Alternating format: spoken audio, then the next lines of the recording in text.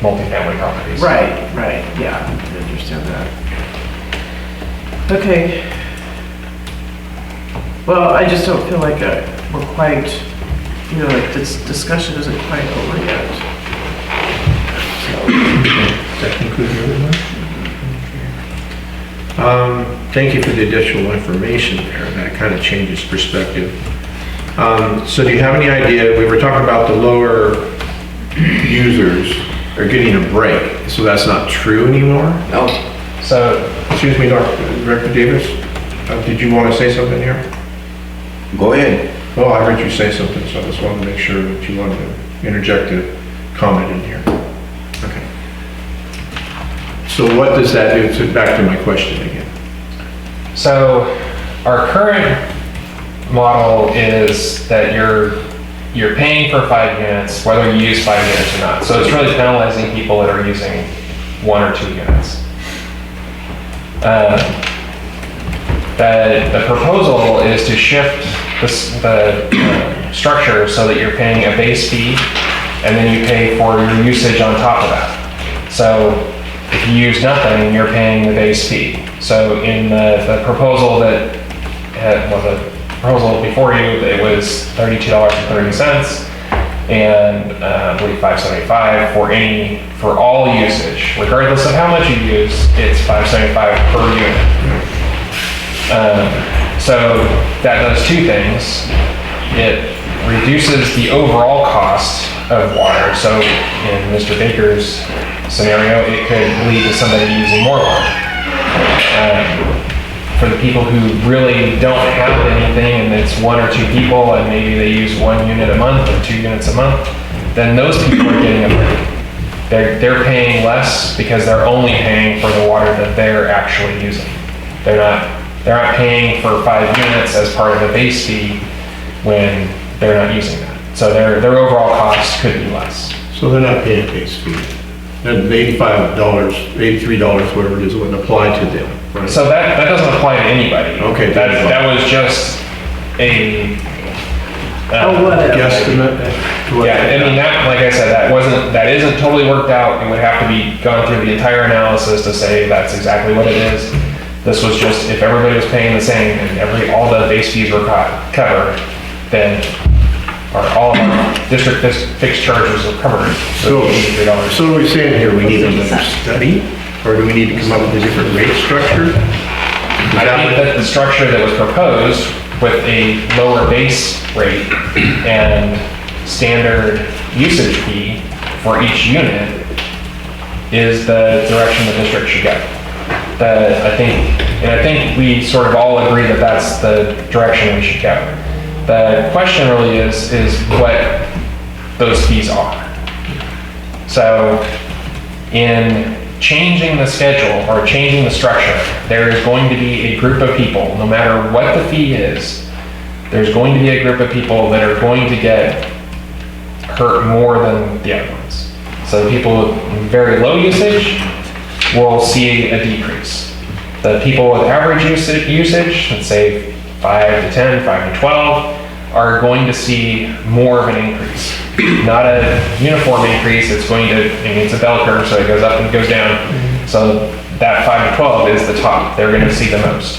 As you get farther and farther away, the impact is less because you're already paying a lot in the first place, so the actual difference is less. So what we're trying to do is to create that structure to allow people more control over the amount they use and be more straightforward, I guess, on what they're paying for and how much they're paying. Okay. Very good. Thank you for that. Director Collins? First off, thank you for more information. My position historically, first off, I don't like the existing structure. I didn't vote for the existing structure because I think there's too many problems with it. I think that regardless of what happens, we do need to move away from that tiered rate structure. I also, though, do have concerns about variable costs because, as Director Baker has pointed out, when you have variable costs like that, I mean, you still have an infrastructure. Regardless if someone uses no water, someone who's using no water, the pipe is still depreciating in the ground. You still have staff member that still have to go out, do basic, services. So there's still a cost components attached to that. And I also do think, and it's always been my position, that we need to figure out a way to fund our capital projects. So I've also ran the model, and I agree with you, Mr. Dodds, that there's a bell curve, and that every single combination I put in, the people that were between 5 units to 12 units would see some sort of rate increase under this proposal. Everyone below 5 units and everyone above 12 units would see a rate decrease, and the farther that they went, the bigger their savings was. And depending on which model you were looking at, everything 30% of the community saving money to 60% of the community saving money, depending on what numbers you ran. So, I don't know if maybe we just need to focus on, take the rate structure and focus on, some of the operational, stuff, some of the variable costs, and then come back and deal with the fixed costs and capital. I don't know. I do think that we need to figure this out so our people can get a rate decrease, and still pay for capital, which involves, looking at these formulas. So that's where I'm standing at this moment. I do have a question. Yes. No. You like what you were saying, piggyback onto what you're saying? Mm. Would it be helpful for people, because the existing is 5309. 62. 5309. 53. And then you're going down to 32. What if it wasn't quite such a drastic decrease and then it was less per unit? We looked at that scenario. That's what Director Baker was after. So is that something that, have you guys kicked around some numbers to see? I personally have, but I didn't know. Well, I think we had a discussion, maybe I could get together, a couple of us could get together with Kelly and Michelle, or even someone from the community and look at this. But, because right now, this new rate structure, anybody if you're using five units, you're getting a 15% increase. Okay, if you're using 10 units, you're getting a 17% increase. And if you got a family, you're using quite a bit of water. You got kids, you're using water. And, I think we had, a 25% increase, and then you had an 8% increase, then you had an 8% increase, and you had an 8% increase, and now you're asking for 15 to 17%. And the average use, is 10 units based on the table you gave. So that's another 17%. And like I said, our reserves have grown substantially. And I just think we could take the time to reevaluate this. And like I said, if we can bring that unit cost down, maybe we'll sell more water. That's what we're in the business for. So, in my tenure here, through my entire tenure here, and I think I explained this to you, but Yeah. people don't seem to care. I mean, people are concerned about how much it costs, don't get me wrong. I'm concerned about how much it costs, I don't even pay for it. But there's a large majority of the community that uses as much as they want, and they don't seem to care how much it costs. And I think if it was cheaper, they would probably just use more water, which would lead to your goal. But I think that it needs to be appropriate. My main concern of the whole thing is that the fixed charge gets too low, and if we go into some sort of a drought and people are required to cut back, that we don't have enough money to actually function.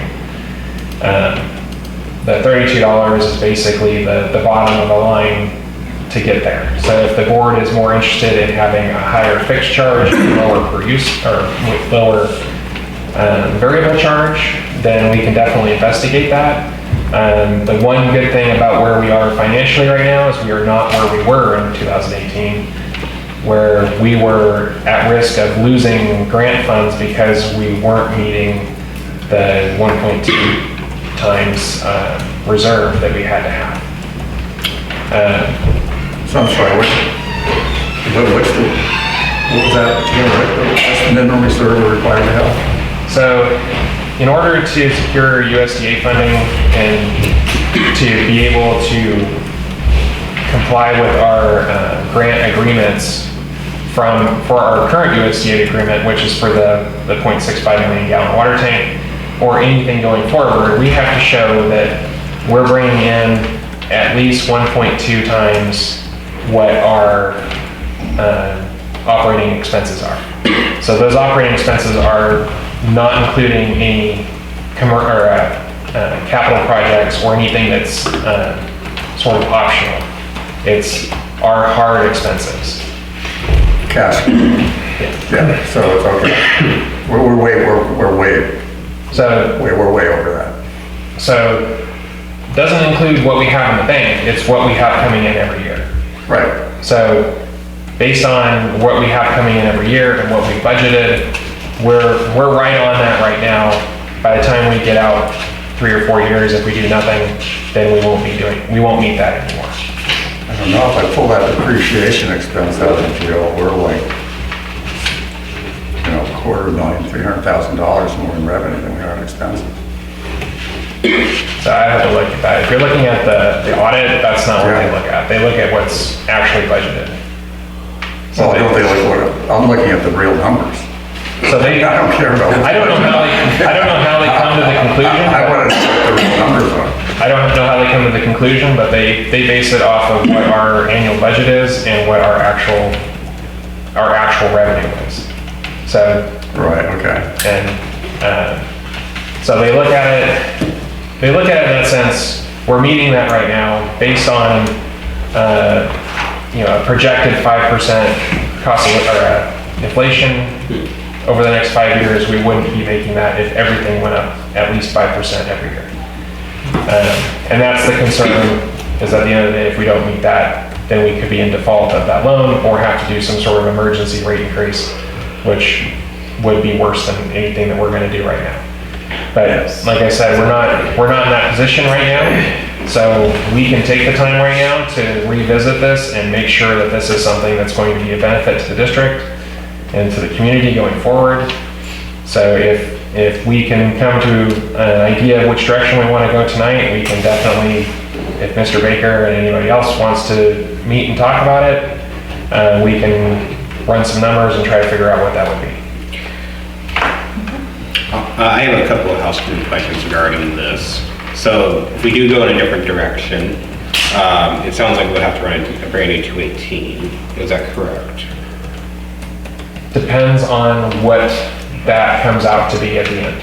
Okay. If it comes out that this is an entirely different rate structure, then it would have to be at the 218. Okay. If it comes out that this rate that the proposed rate would be more than 4.5%, then it would have to be at a 218.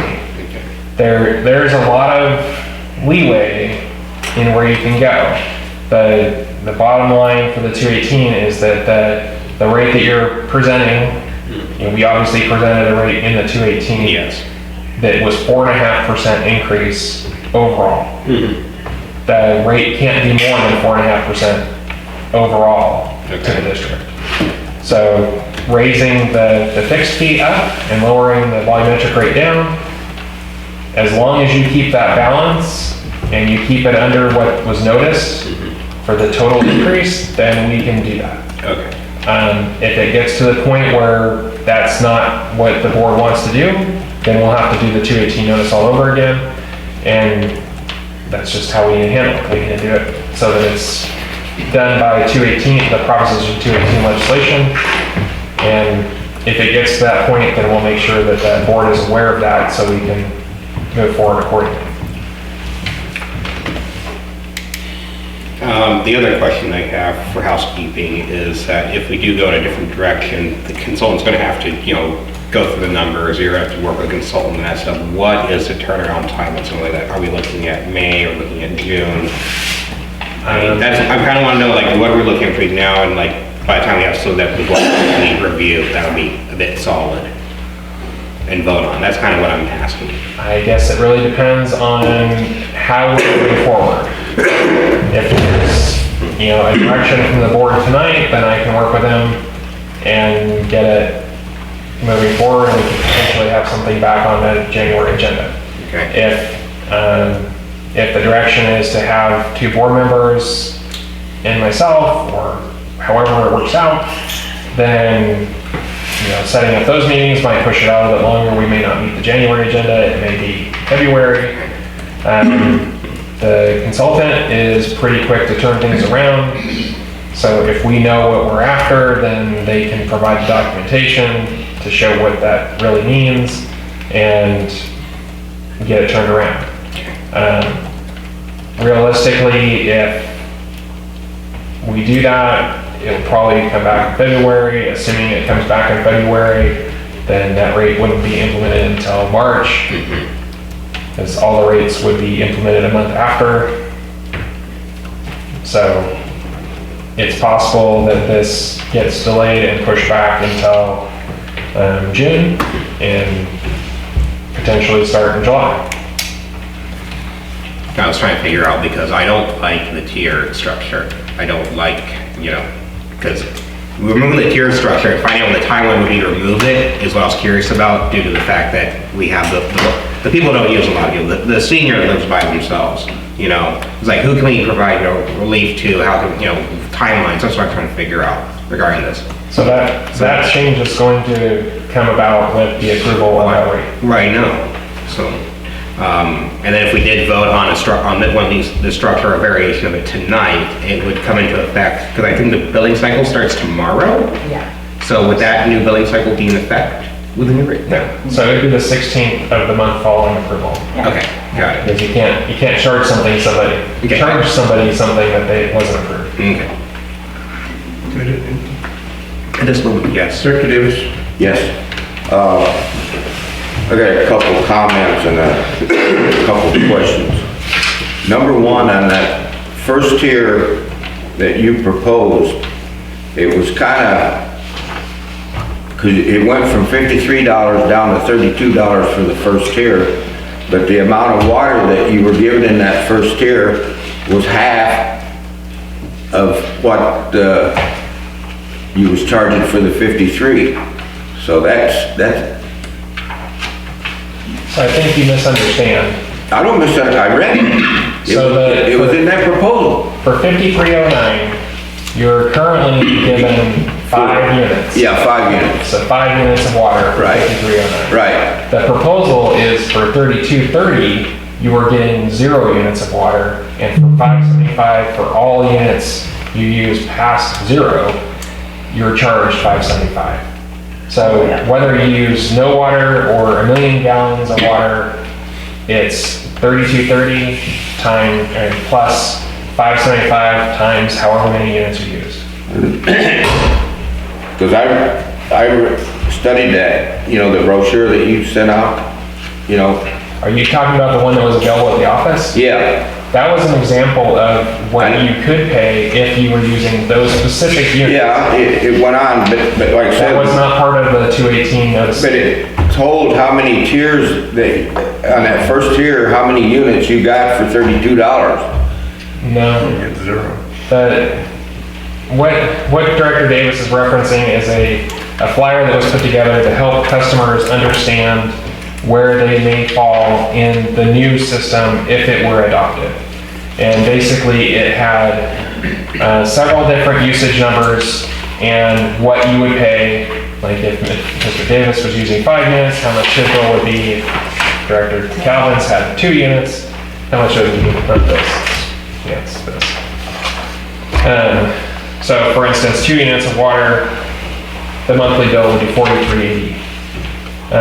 3 units would be $49.50 or $55. 4 units would be $55.30. 5 units would be $61.05. So a person using 5 units, currently they're paying $53.09. Their new bill would be $61.05. So, and this is available. If anybody wants a copy of this, I'd be more than happy to provide it. It's available at the desk at our office. But this is not part of the 218 noticing. This is just additional information to help customers understand the new billing if it were to go forward that way.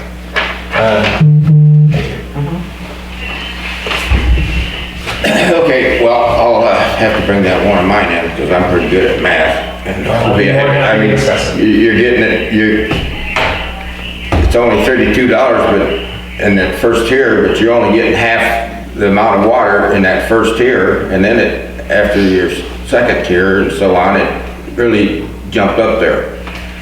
So, I mean, I don't want to argue, but. yeah, I'm not gonna argue. That's not. No, that's fine. That's the way I read it, so. And I'd be more than happy to discuss it with you. Okay, and then I've got one other question on these opposition letters.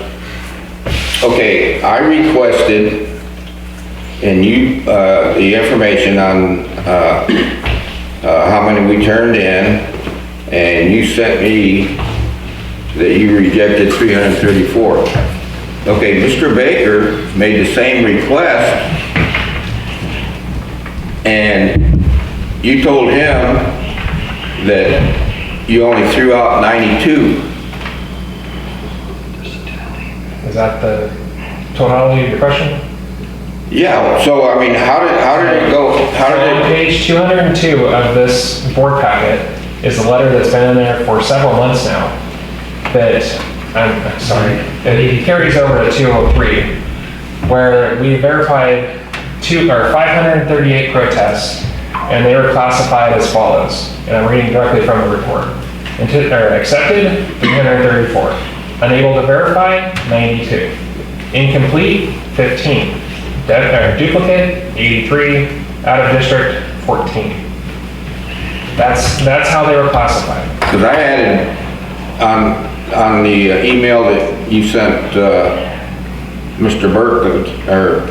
Baker, and you had them itemized just like that. I think it was 80 something. Anyway, it totaled out to 92. Classified as I would have to go back and look at what I sent Mr. Baker. Maybe I sent something in error. However, the report that is in the board packet tonight is the official report.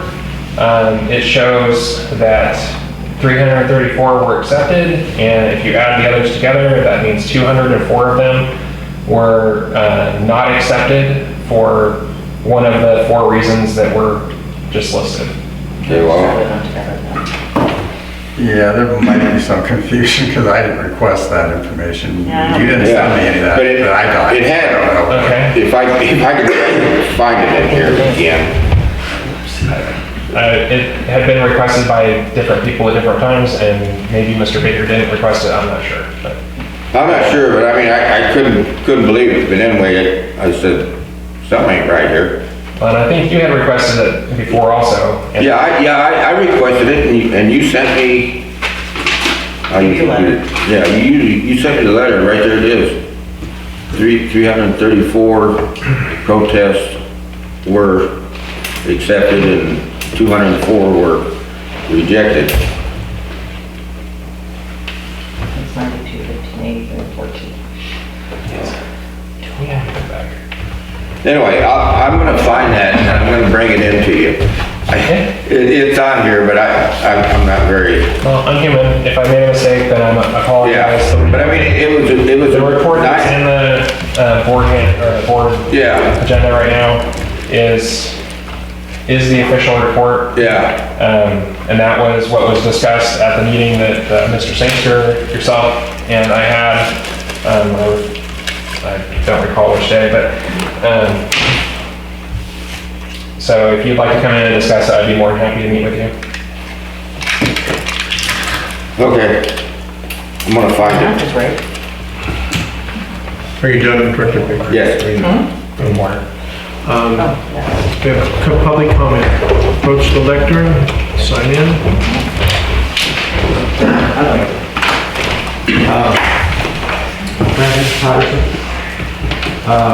I looked at the proposal that you had sent out, and in my personal household, it more than double our cost per month.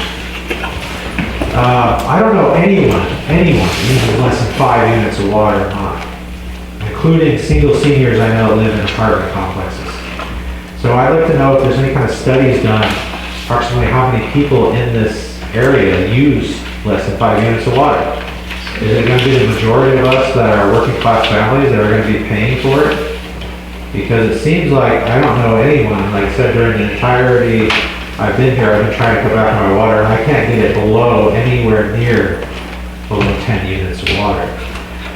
So that we gotta pay almost double the rate for 5 units, that's ridiculous. I mean, I'm already well over $200 a month.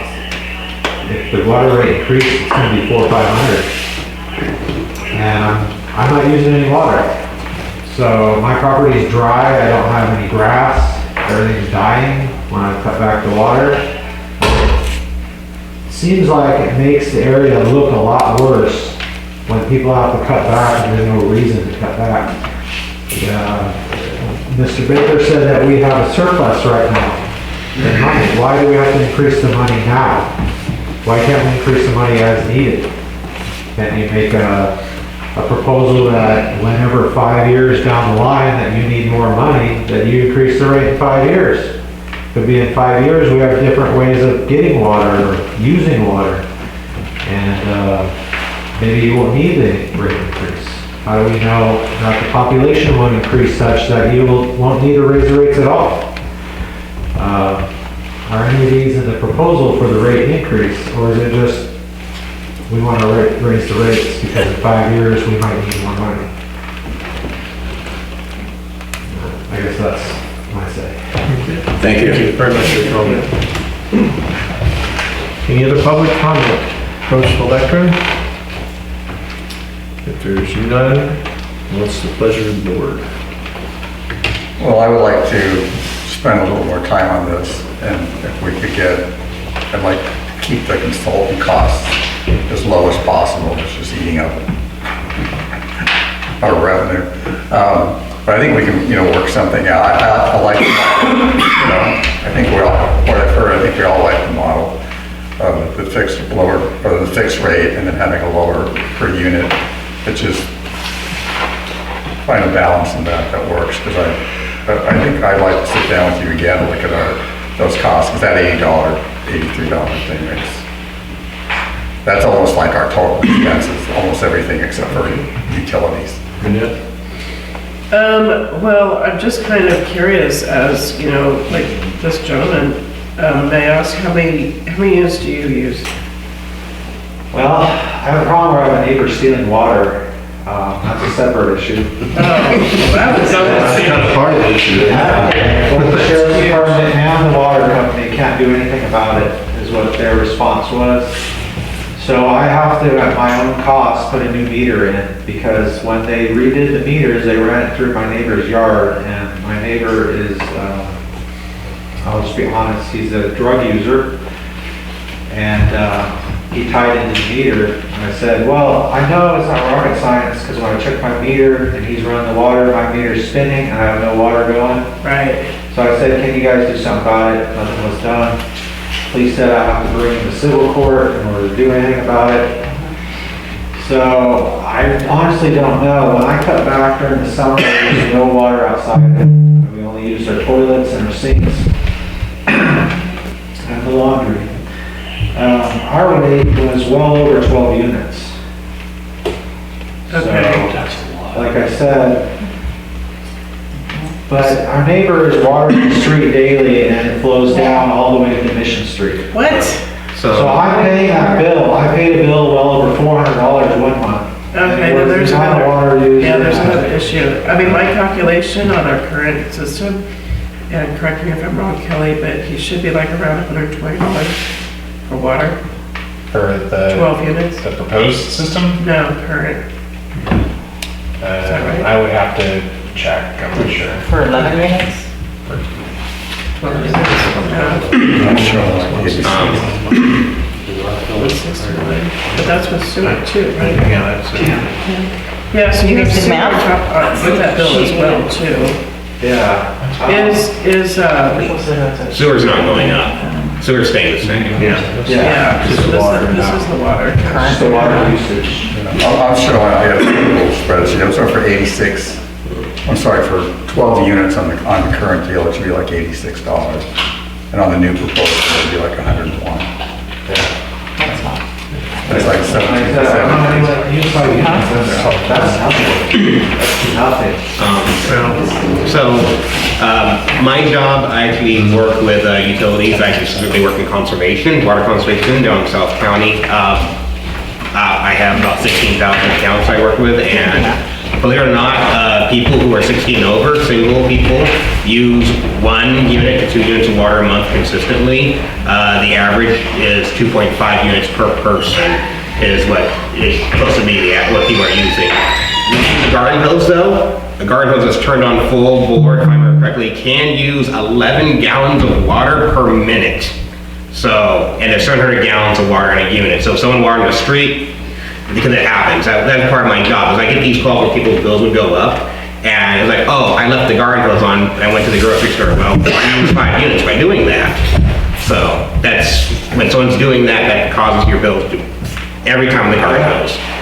All right, well, we need direction here as to what we're going to do, so we need to come to consensus, because we can discuss this. I know, we can be.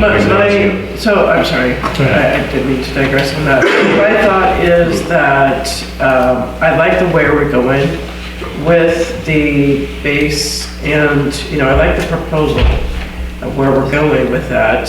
Maybe we just need to tweak, yeah, I like the structure, just maybe we need to tweak the numbers possibly, so that, you know, we have everyone is happy with the decision, because we don't want to force a vote and then there's still some angst about it. So if there is a couple of directors, and it can only be no more than 2, right? Correct. So no more than 2 that can meet with Kelly and do a little massaging of that. And so anyway, that's my thoughts on that. And unfortunately, I cannot be one because I am just up to here with my nonprofit.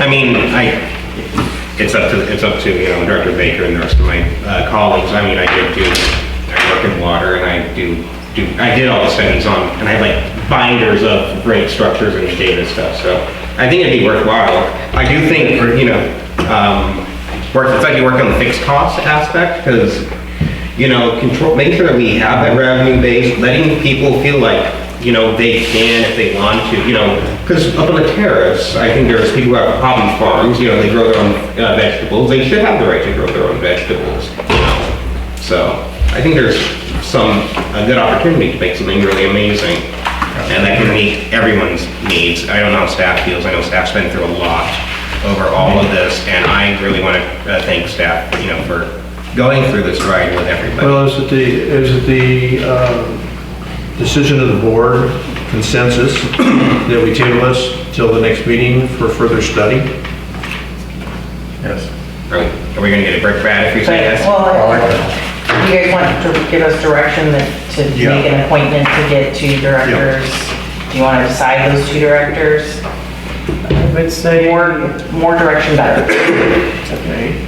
I would say that if Director Baker and Director Galvin, if you are interested, if you're able to meet together. Yeah, very interested. So, but understand that